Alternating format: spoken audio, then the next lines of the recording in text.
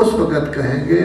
اتدرون ای دم ارقتم فی الثری، اے میرے کلمہ گو مسلمانوں، تمہیں پتہ ہے کس کا خون تم نے کربلا میں بہایا ہے؟ یہ حسین کا خون نہیں تھا، یہ میرا خون تھا۔ وَأَيَّ دَمٍ أَرَقْتُمْ فِي الثَّرَىٰ، مجھے یہ بتاؤ کس کا خون گرایا تھا اور کس کو تم نے موت کے گھاٹ اتارا۔ اس کے بعد ایک عجیب کلمہ کہیں گے، روایت میں فرشتے رو رہے ہوں گے، انبیاء رو رہے ہوں گے، مسلمان رو رہے ہوں گے،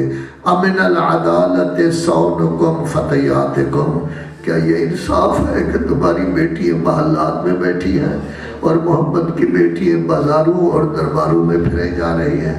وَفَتَيَاتِكُمْ امن العدالت صونکم فتیاتکم وَأَقَائِلِ تُسْمَوْنَ سَبْيَ الدَّيْلَمِ،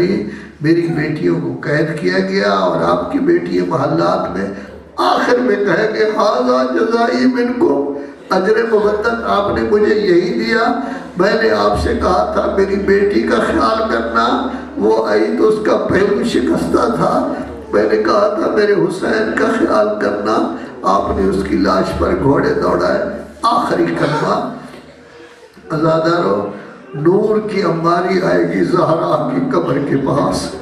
اور اس وقت جب زہرا قبر سے نکلے گی تو سر کے بال کھلے ہوئے ہوں گے، نور کی انباری پر سوار ہو جائیں گی،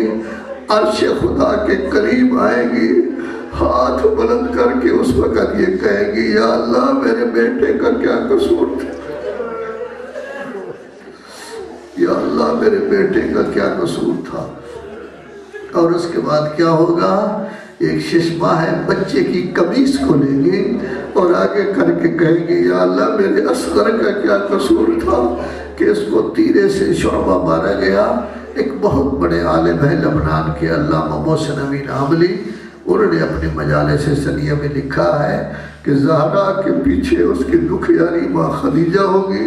خدیجہ کے ہاتھ میں ایک 4 سالہ بچی کی لاش ہوگی،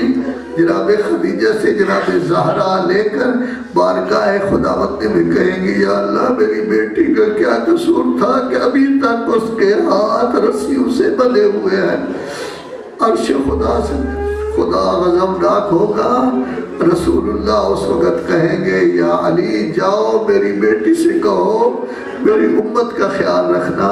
تو اس وقت جناب زہرا کہیں گی ابو الحسن میرے بابا سے کہہ دو تیری امت کی شفاعت کے لیے میرے عباس کے بازو کا ہو۔